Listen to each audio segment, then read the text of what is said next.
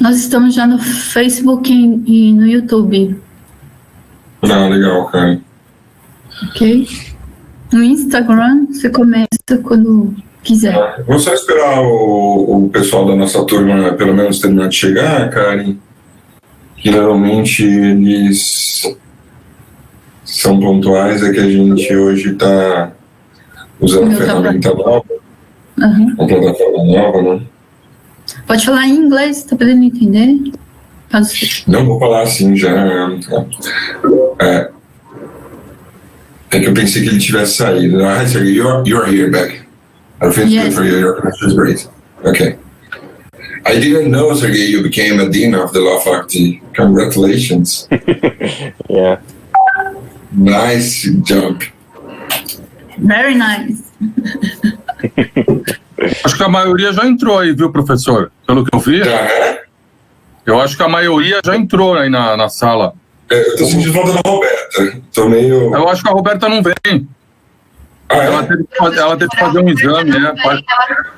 Ela tem um exame médico hoje, ela tava meio doente. Quem vai ficar responsável é o Rodrigo hoje. Ah, tá bom. Mas o Rodrigo entrou, então. Não, nem sabia, não me falou nada. Meu filho. Bom dia. Bom dia. Se alguém tiver dificuldade no inglês, pode também assistir pelo Facebook, porque o Facebook gera legendas automaticamente, e aí talvez ouvindo e lendo fique mais fácil para entender. Ok? Só uma dica. Que lugar no Facebook? Como que eu coloco no Facebook? Você entra no Facebook, procura o perfil da FADISP. E lá vai estar o ao vivo. Já está no ar. Já está no ar. Ok, lá o Facebook ele gera as legendas normalmente. E quando ele começar a falar, mesmo em inglês, vai aparecer a legenda em inglês, tá? Mas vai aparecer talvez que mais fácil se tiver dificuldade, tá? Somente para facilitar. Ok. Ótimo. Todo mundo por aqui, então, né? O pessoal vai entrando e aí a gente vai aderindo aqui.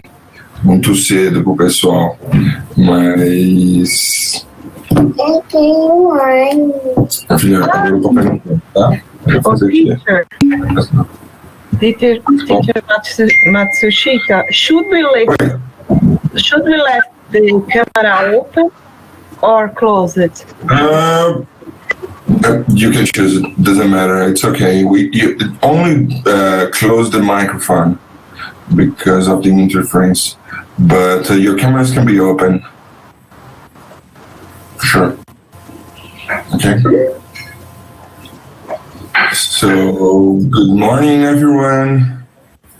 Bom dia a todos. Sergey, just a minute, I will talk some words in Portuguese, just to... Yeah, surely, of course. Então, bom dia a todos. Hoje quero dar início às nossas atividades. Hoje a gente tem o prazer de receber o professor Sergey Belov, da Universidade de São Petersburgo, na Rússia. Sergey, tô vendo, meu amor. A gente está recebendo o professor Sergey aqui hoje na nossa aula do mestrado, aqui da PUC de São Paulo, e também convidei alguns alunos nossos do curso de Direito da FADISP. A gente também está fazendo a transmissão ao vivo Vou começar agora a fazer no Instagram, e também a gente está fazendo no YouTube e no Facebook. No YouTube e no Facebook, tá? Se vocês tiverem alguma dúvida, podem escrevendo aqui no nosso chat. Quem já está acostumado já a fazer isso, daí pode fazer aqui no chat.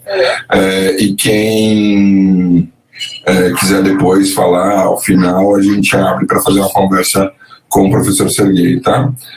Se alguém tiver algum problema com o inglês, pode fazer em português e a gente tenta transmitir para ele a pergunta em inglês, ok? Então, pronto. Hi, Sergey. Good morning. Good afternoon for you. Thank you so much to be here. I will start our talk in YouTube now. So I'm live on YouTube. You can get in on our Instagram and start to share a conversation. Mm-hmm. Okay. I already did it. Thank you, Thiago. Thank you for inviting me. It's my honor and pleasure to present just a few facts about how the social rights are protected and modeled in Russia. So I do hope that I can very briefly, explain what are the main principles of their protections in our constitutional and legal system. I will try to make it in maybe 40-45 minutes. Then I expect some questions from students, from those who follow us this morning. Actually, here in Russia, it's not morning, it's the midday, but in Brazil, in São Paulo, it's morning. So good morning to everyone. And Sergey, sorry, just one thing. You have to open your Instagram on your cell phone. I just did it. And you try to. Yeah. And so, what do I need to do? Just to join the... Yeah, I will start a live here on Instagram, and then you have to say hi for me here on Instagram, on our Instagram of FADISP, and then I will start a conversation with you. Okay. So I just requested joining the live in Instagram. Yeah, that's it. That's it? You have to find us on Instagram. Yeah. And go live. I found this live broadcasting, and I requested to join. Yeah. Is that right? Yeah, but they didn't came here, the request. Okay, I can do this again. Okay. Okay, now. Yeah. Now? I think it's working now. Okay. Just a minute, probably it's connecting. Oh, now. Okay. Now. Good. Now we're live. Okay. Yeah. So thank you, Sergey, so much. Sergey is a very good friend of us. I've been here in Brazil a couple of times. He spent some months here in Brazil also studying with us, doing some classes at FADISP, at PUC. He's a very close friend of us. We met sometimes abroad. Yeah. In Russia, in Italy, in several places. He's a very good professor in constitutional law, has a lot of books and articles written in English and Russian for sure. And also he's a member of the board of International Association of Constitutional Law. It's a very pleasure for us to have you here with these technology here. Now, for the first time here, we are using this technology. And we are very pleased to have you here, Sergey. Thank you so much for your acceptation of this kind invitation to talk to our students of the master degree in human rights at PUC São Paulo, and also our students from undergrads, master and PhD programs of FADISP. Thank you, Tiago. Thank you for inviting me. It's a pleasure to talk to everyone. And I will share some facts and some thoughts about how the social rights are protected and guaranteed legally in the Russian constitutional system.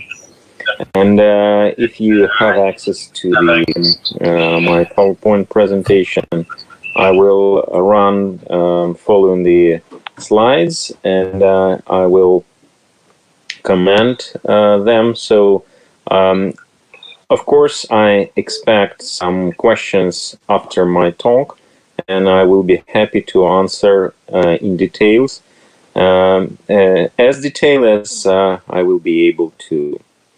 Actually, the social rights system is quite complicated and very developed in Russia, in the Russian legislation. So just for this short talk, we can only briefly explain and discuss the main principles and main approaches on which the social rights protection is based in Russia. So I will start with the brief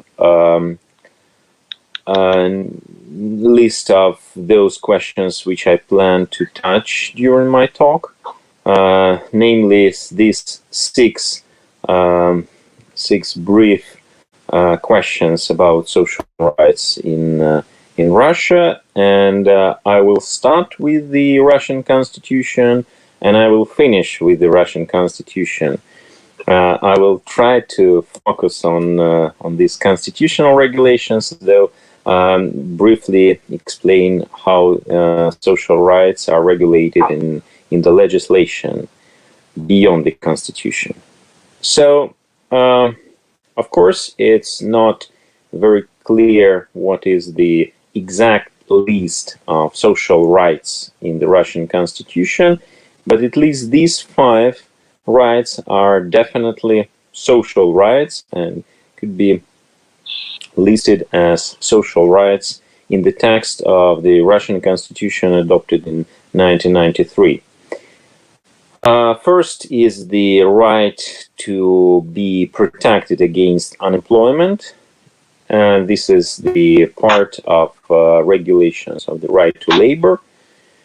And the 4 others are rights which are explicitly named in the Constitution as rights, and they are the right to guaranteed social security, a right to home, the right to health care, and the right to education.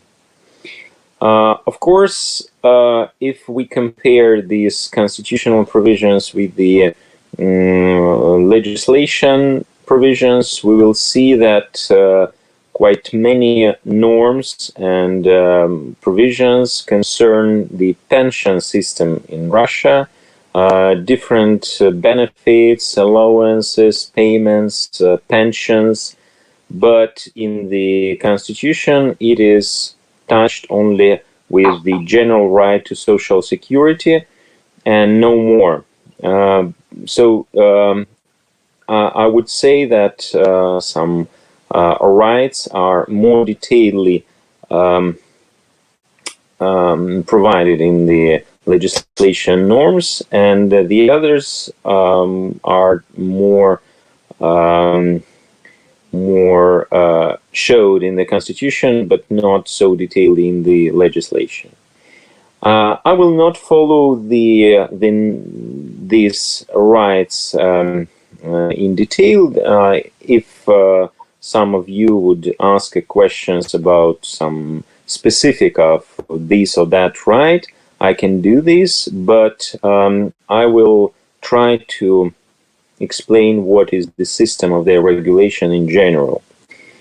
And the second question I wanted to touch is the socialist traditions and social legacies.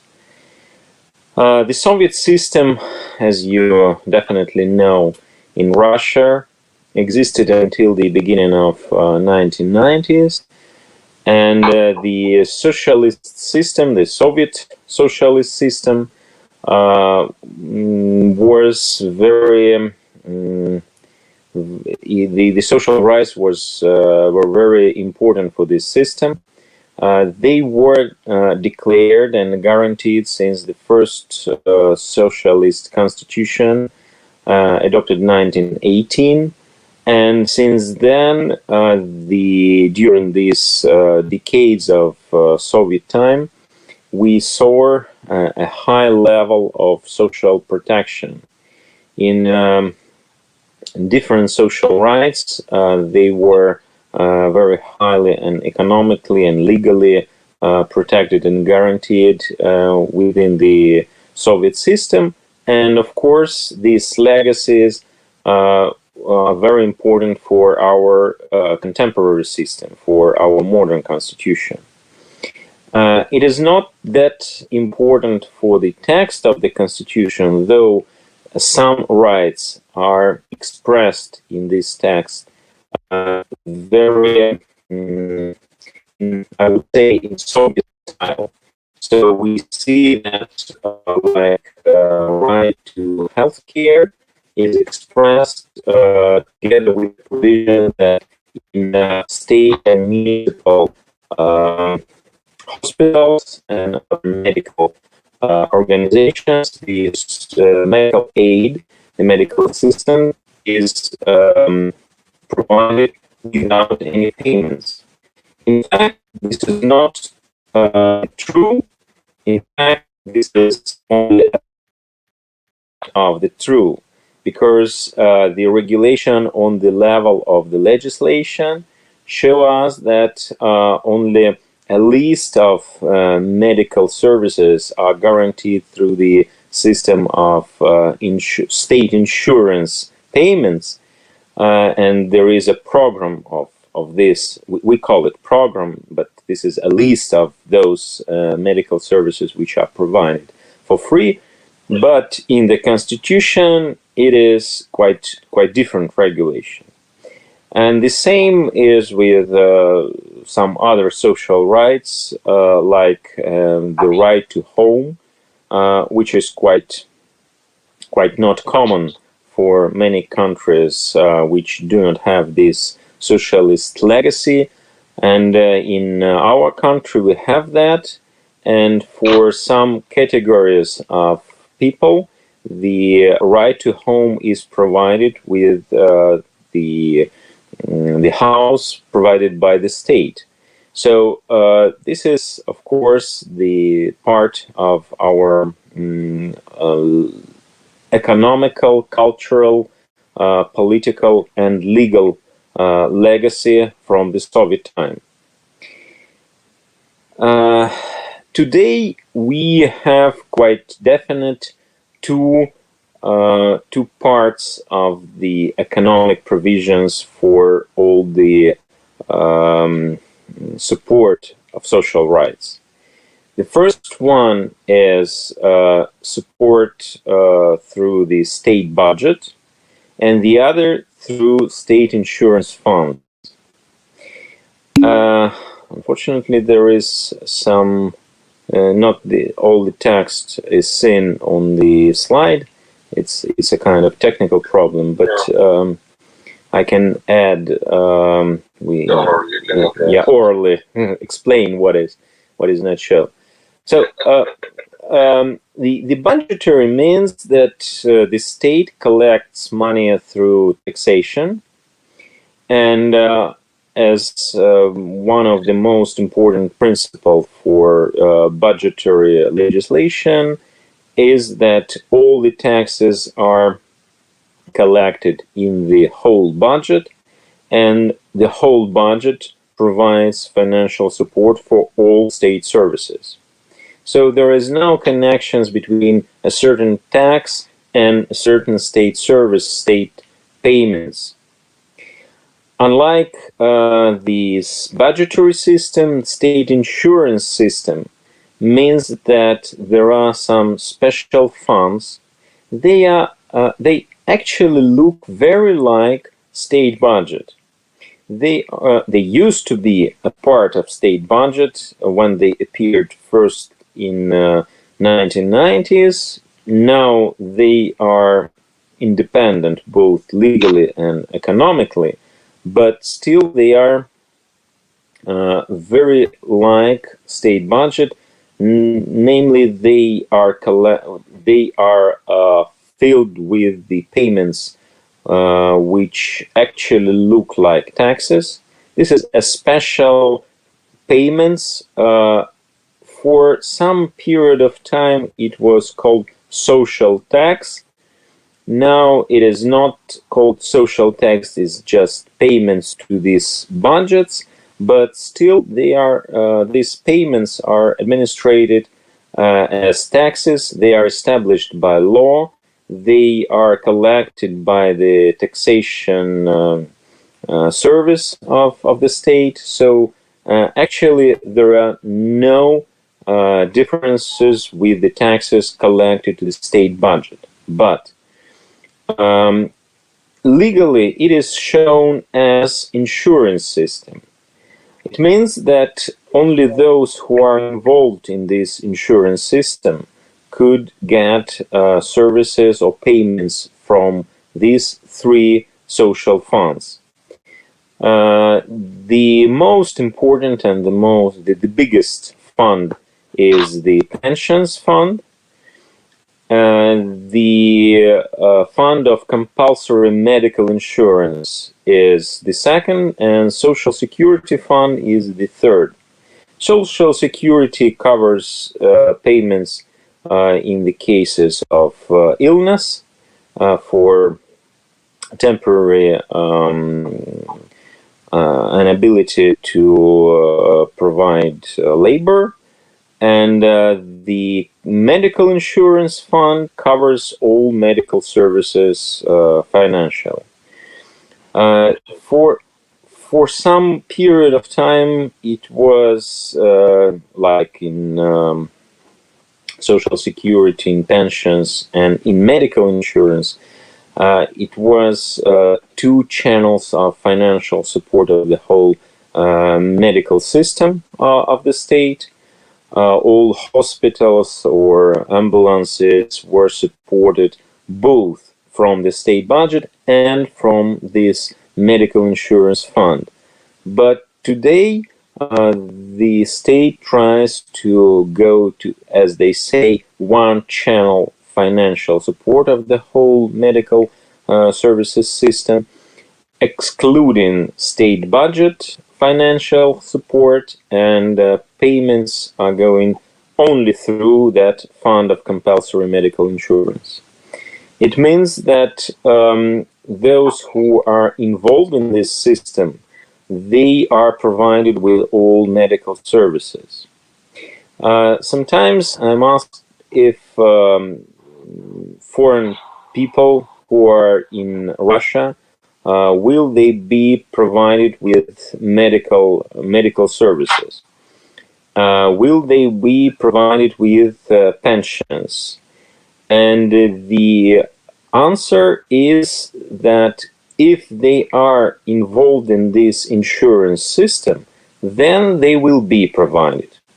So if a foreigner is employed in Russia, involved in this system of payments, and the employer pays these special payments like tax to these funds, then the person, the employee who is paid for these payments can get all medical services, can get pension, etc., etc. So it's a base fee for this insurance system. So it's prefixed by the state. You have an amount according to how many your incomes in every day, every month. Yeah. Or it depends. Yeah. It for everyone, or depends how much your income in monthly. Yes, it depends on income. It does not depends on income of a certain person, but well, from the legal point of view, it's the payment is correlated with the whole funds of a certain employer, which are paid to all the employees of this organization. We say it as a fund for salaries, and of these salaries, the employer pays to the budget as to these funds. These payments as a kind of social tax. So yes, it correlates the level of income, and it is established by the law. So we have as additional system non-compulsory, non-state medical insurance, but as well as pensions, private pensions fund. But they are not regulated by the state as detailed as these special and compulsory funds. Beyond this insurance system, still the state budget pays quite many benefits and allowances to the people. There are very detailed, very differentiated system of different payments, and I would never be able to list all of these. There are really huge amount of all these kinds of payments. I would add to what you see on the slide that some payments are made from federal budget, some made from the budget of the regions, from the subjects to federation, and some are paid from municipal budgets. So in fact, we have a very differentiated system of different payments. I tried to make a classification of all these payments. Probably I was not complete, but just make a brief explanation how it looks like. I can say that some of them are established to support parents of small children, and the parents got some when a child is born. Parents got some payments for a certain period of time for the birth once, and some other support like special rates for financial support of buying house is also part of this support for parents. We have covered by state budget some social pensions for disabled people, for people who has no right for getting pension in the general system, and they are supported by the state through especially established pensions or kind of different kind of payments. In the constitutional court practice, we have a huge amount of cases which concern the compensation of health hazards for those who took part in this Chernobyl catastrophe in 1986. There are many of them are still alive and still and their health is not that good as could be if because of this participation in fire and radiation fighting, and these compensation payments, different benefits, different allowances are established for the people like these people who took part in this Chernobyl story.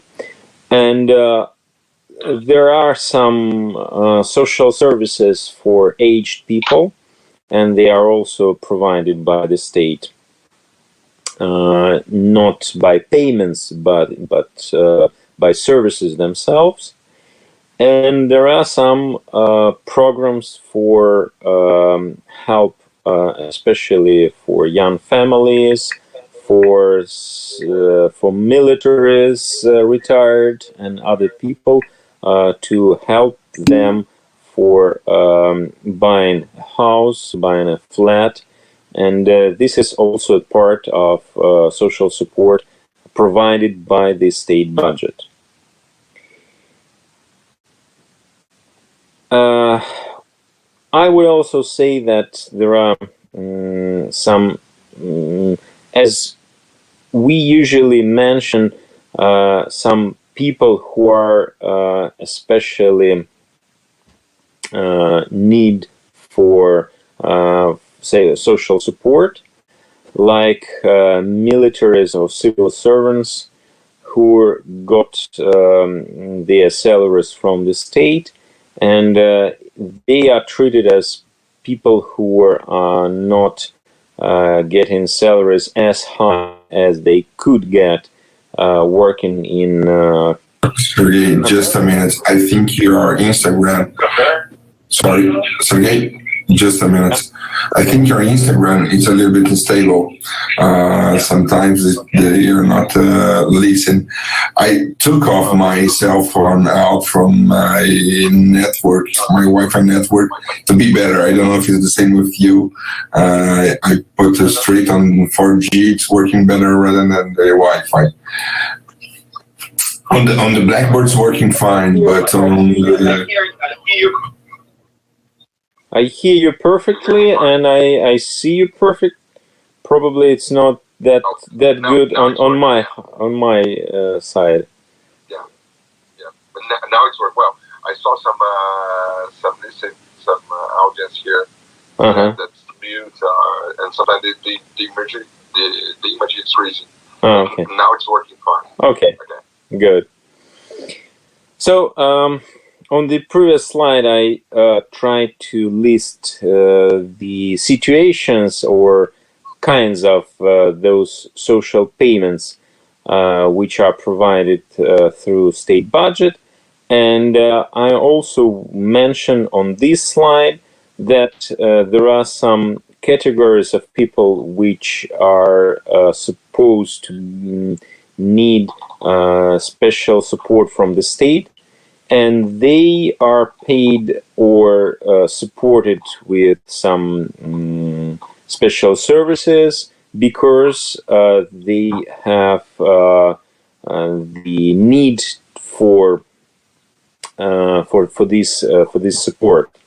Like I would give an example of military people who are retired after the military service. The state supposes that, of course, they are retired earlier than people usually retire, but even within this specific, they are needed for more social support with getting the housing, with getting some help for getting new education, to find a civil job. So they are supported as a special category of people. The same I would mention about, as we say, pensioners, but probably the more correct English word is retired.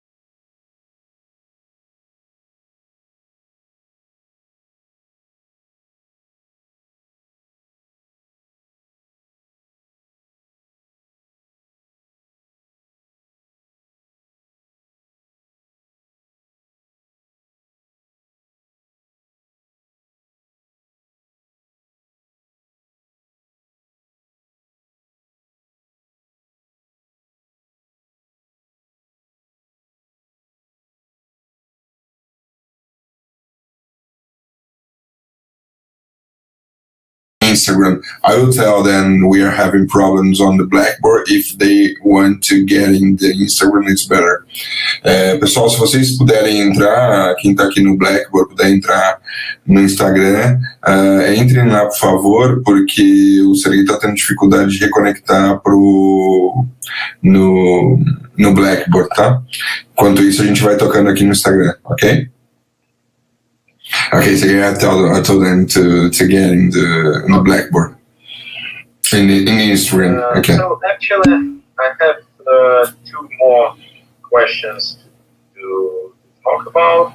So first, which I definitely have to mention, is our pensions reform, which runs since 2018. The reform does not concern the basic principles of the pension system, but it concerns one of the most important provision of the whole pension system, and namely the question of the age of retiring and age when a person can get paid pension or age pension. It is still the legacy of the Soviet system, the Soviet pension system, that the pension age is differentiated for men and women, and still the 2018 it was the age 55 for women and 60 for men, but according to the recommendations of International Monetary Fund, it was established more high age for getting pensions, and there are some provisions of going from the old system to the new system, and it is not like in one moment all the rules will be changed, but this will be for a certain period of time, for 5 years. The system will be in the process of changing, but as the result, the age for getting these pensions will be 60 for women and 65 for men. It is still being kept. And how many years, Sergei, of contribution?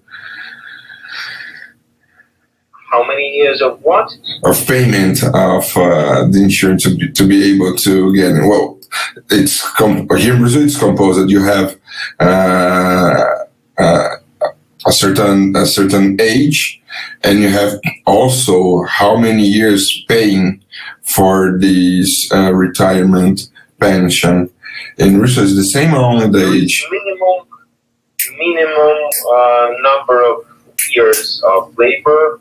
I don't remember exactly. I think it's 25. 25 years. And the pension, which is paid through this age pension system, consists of 2 parts. And first part is, as it said in the law, insurance part, and it is paid according to the general provisions. It is not differentiated because of the years, how many years a person worked. But the second part, which is, I would say that accumulation part. So it means that during all the period of employment, a person is paid, actually not himself, but his employer is paying some payments to this pension fund, and according to how much is paid to this fund, on this depends how big will be the pension for a certain person after retiring. The basic part of the pension is the same for all the people, and the second is accumulation part difference. And actually, the second accumulation part is almost cancelled now, so it is, as we say, freeze. But for how long and when it will be unfreezed, nobody knows. By the way, if we talk about pensions, it is very important for the whole, I would say, social policy country. And as you may know, the beginning of this year was a great process of making amendments to the Constitution. And one of these amendments concerned the pensions, and it is supposed to be established in the Constitution that the payments, the pensions payment, will not be lower than the minimum level of income needed for a person to be. So this is the provision which is not yet in the Constitution, but it is supposed to be included in the Constitution. Actually, these amendments are adopted by the Federal Parliament and by the legislative assemblies of many, of most, actually of all regions, but it was supposed to be voted in popular voting 22nd of April, but it was postponed until the next year. So now it's not provided in the Constitution. Well, actually, the last question I wanted to touch was the justiciability of social rights in Russia. And I would say that in this question we follow rather European tradition, I would say, like the European Convention on Human Rights, which does not guarantee social rights at all. They are not supposed to be legally protected because there is no guaranteed level of this right. So this is the approach which is shaped by the Russian courts, including the Russian Constitutional Court. And the Russian Constitutional Court only once in its history, in year 2005, mentioned that payments, the social pensions, need to be as big as they guarantee the human dignity. But it was not a judgment, it was determination, so it was a procedural document which was not the final decision of the court. So that's why it's a position of court, but never repeated again in the practice of this court. So, in fact, we cannot say that this is the practice, this is the principle approach of our constitutional court. And we see in practice of our court, of our constitutional court, three major approaches which concern social rights. And first, of course, is the protection against discrimination. And a lot of decisions of our constitutional court concern this question. If two persons who are in the same position, the social guarantees are different, this is discrimination. And the question is to decide when the conditions, the situation are different or not. And these are the same, similar and the courts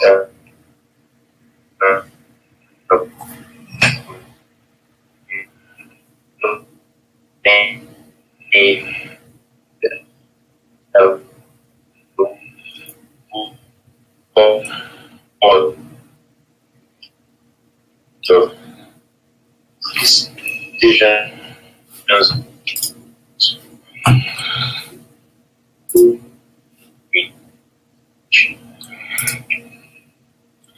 Sorry, I think I can't hear your last part of comments. Sorry, I don't know if you are listening. I'm listening very badly. It's freezing now. Your voice.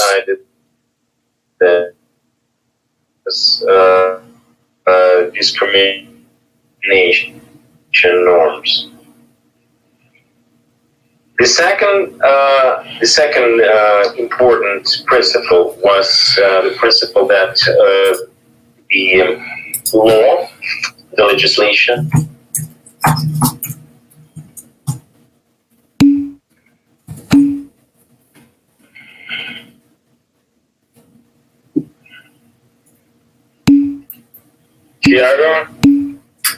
It's mute. This last part you spoke about the discrimination law, we lost. It's freezing your image and your voice, it's cracking.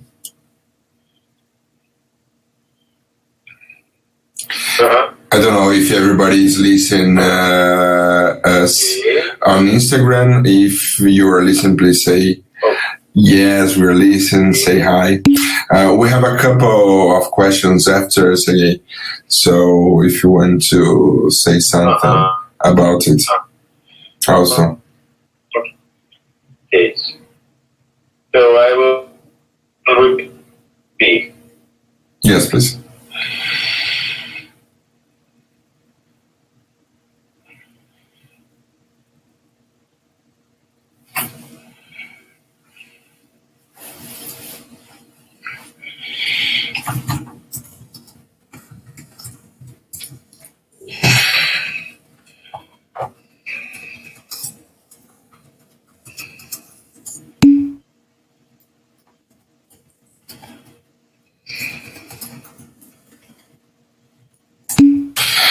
Eu acho que I think your connections is quite bad. I didn't listen anything you told right now. Your image, I can see something, but I cannot hear you.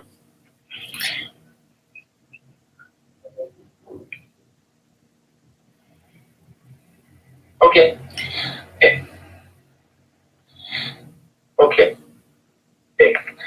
Okay, let's try again. I will finish my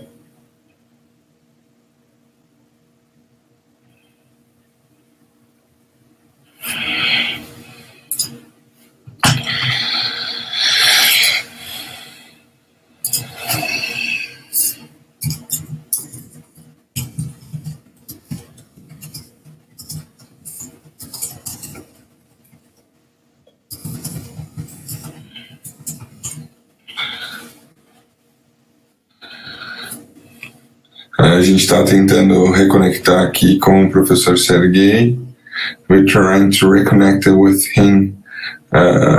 Our live broadcasting on Instagram. Some of you are on our Facebook and YouTube. Also, some students are on our Blackboard platform. Listen to this talk with Professor Sergey Belov from the University of St. Petersburg, Russia. I don't know, Sergey, maybe it looks better. I don't know if we can hear you, but it looks better. Your connection.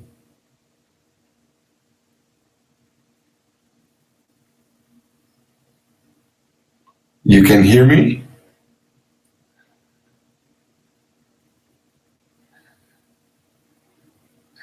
No, I don't think so. I'm trying to reconnect. Okay. Do you want to try to close our broadcast and you try to connect again? No. No, it's okay. Yeah? No. I'm here now. I can hear you now. It's okay. I don't think so. Okay. So we proceed. Okay. You can go on. Now it's working, Sergey. Yeah? Yeah.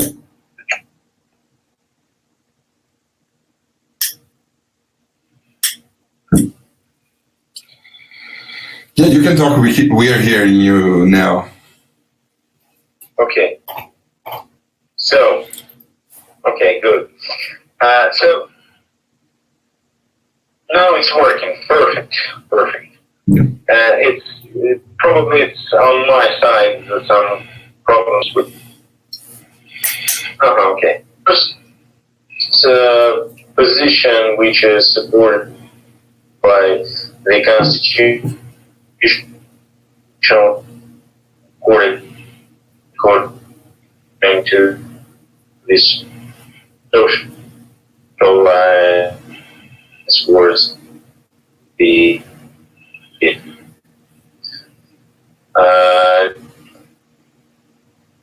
equal protection and equal guarantees of social rights. And there should there must be no discrimination in all social guarantees and social institutional guarantees. The second point is that there is no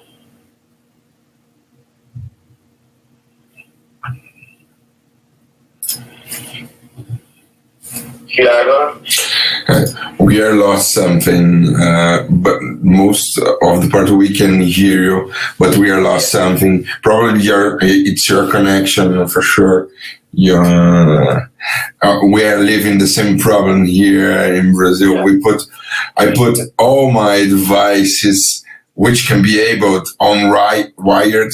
And now during this crisis, because the internet oscillated so much, so going up and down all the time, and for sure we are very far from each other. So we know we have this kind of problem. At least we have this simultaneous conversation in different platforms. At least we can use some of these technology. But if you want to go, some of you who are here on Instagram can go also on YouTube and Facebook. We are also broadcasting this conversation, those two platforms too. So, Sergey, I don't know if you saw some questions. I don't know if you want to take some of them to answer. We have a couple of minutes until we finish our talk.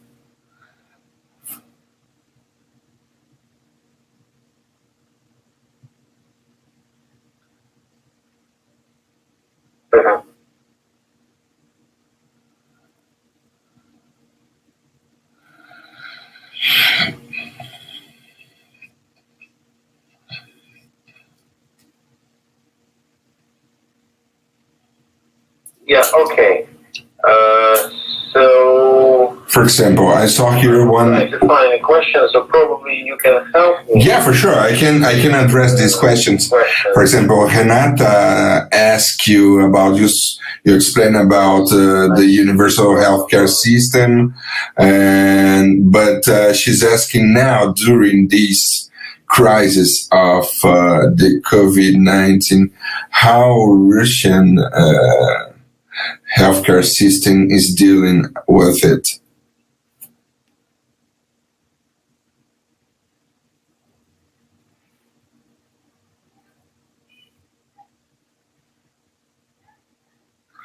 I don't know if you heard, Sergey? Yeah. Yeah? No? No. Oh, it's...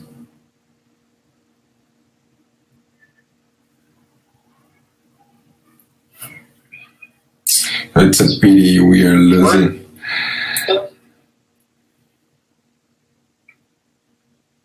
Yeah. Now I can. You can hear me now? Hear you again? Yeah, okay. So I don't know if you heard my question. It's not my question. It's from Renata Josinacio. See, actually,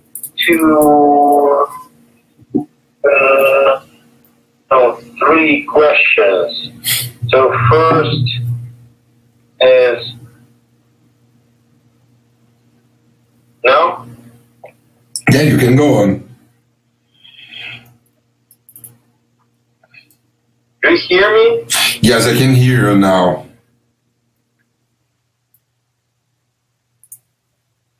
Kind of. Oh.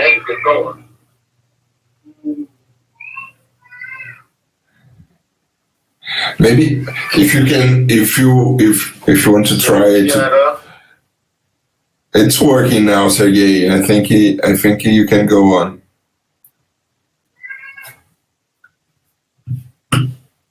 I don't know if you can hear me. Perfect. Okay. So, shall I finish my presentation? For sure.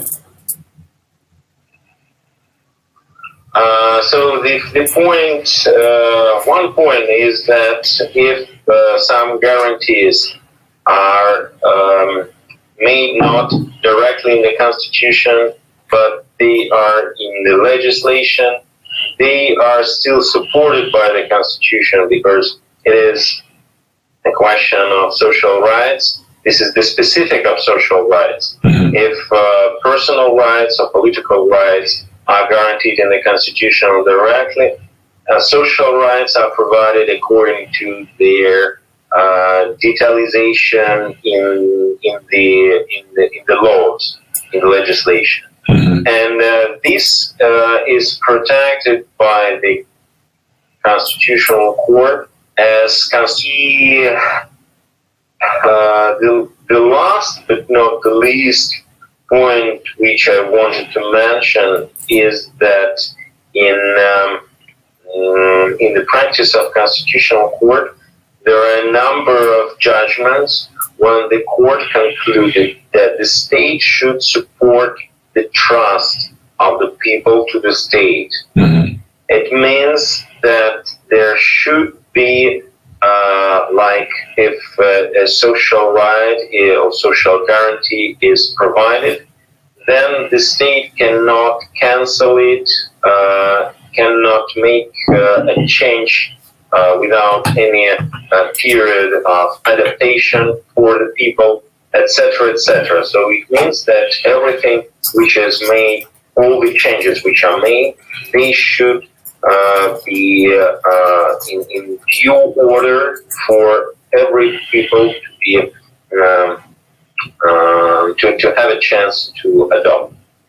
So these three positions, namely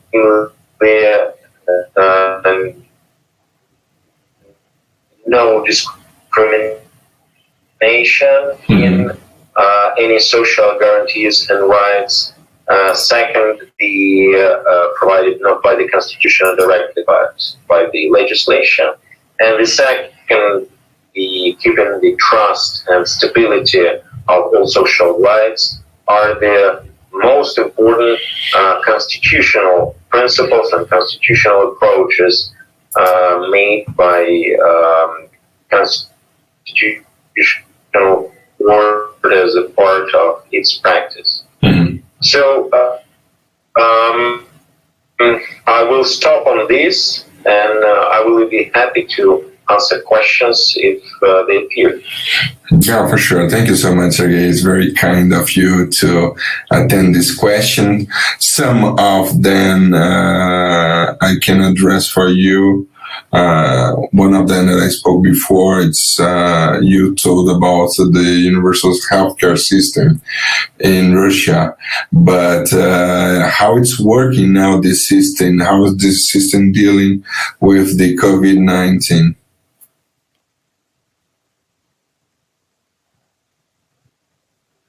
I think it's freezing now. Sorry, Hannah, I'm trying to deliver your question. Also, I have another one from Luciana. You heard this question from Renata, Sergey? No. No? Okay. I'll deliver again. Hear you now. Yeah, I'll deliver it again. You spoke about the healthcare system for all citizens in Russia, but how the system is dealing now with the COVID-19?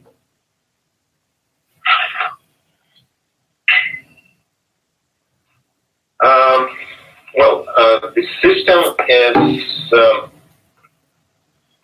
Maybe I need some detailization of the question. Probably because here in Brazil we are struggling a lot. Our healthcare system, public healthcare system, is struggling. We are full of sick people with COVID in our public hospitals. So probably the questions about how is these healthcare systems reacting with the COVID-19. All the demands are fulfilled or not in this healthcare system.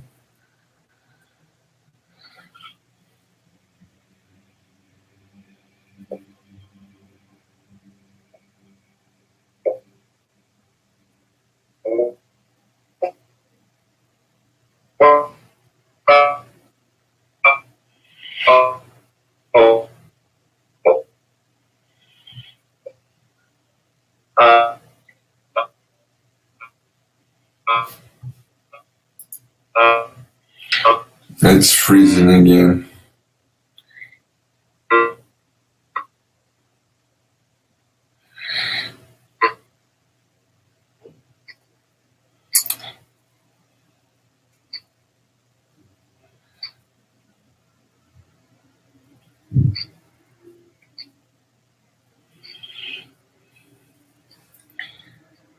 Sergey, I think it's not working now. I'm not listening to you.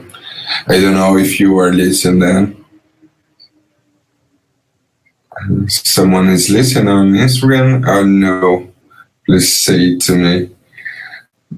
Because if it's not working, yeah, on Blackboard it's not working because I'm just broadcasting the sound from my cell phone from Instagram. That now many are hospitals. Because if it's not working, yeah. So Thiago, it's do you hear me now? Yeah, I can hear you now, Sergey, but now our time is finishing on Instagram. So I will take all these questions on the Instagram and I will send to you later. And probably we will try it again during these next days or weeks to feed all our followers on Instagram and also our students from PUC and FADISP. Also, I would like to thank you so much to attend this invitation, kindly attend this invitation. I know you're having a lot of things to do during this quarantine. I hope you'll be safe and in security, you and all your family. Thank you so much, Sergey. Thank you, Thiago. I will be happy to get back to all the questions, and if I can answer them in writings, and we can show all the answers in Instagram or somewhere else. And I would be happy to join you again. So thank you very much for your invitation, and please take care and the health, and to you and all your family. Ok, thank you. Bye bye, everyone. Se vocês quiserem continuar assistindo, podem assistir lá no Facebook e no nosso YouTube. Obrigado a todos, um bom dia.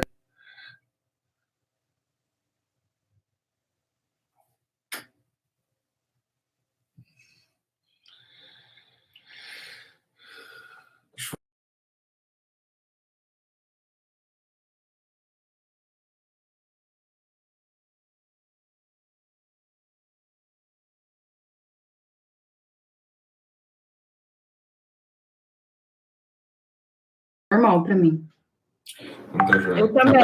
Eu vou pedir para mandarem as perguntas, aqueles que vocês fizeram. Infelizmente, a transmissão acabou cortando um pouco no final, acabou prejudicando a gente numa maior interação com eles. Eu vou pedir, então, agora para os nossos... Agora, para a gente ficar aqui na sala, só os nossos alunos do mestrado da PUC. Quero agradecer os demais que estiveram atendendo hoje aqui o nosso convite para assistir aqui dentro do Blackboard, e pelo menos a gente conseguiu interagir um pouco com ele diante da dificuldade da tecnologia. Está todo mundo sofrendo com isso daí. A Rússia também não é uma exceção dentro dessa situação. Mas só um minutinho.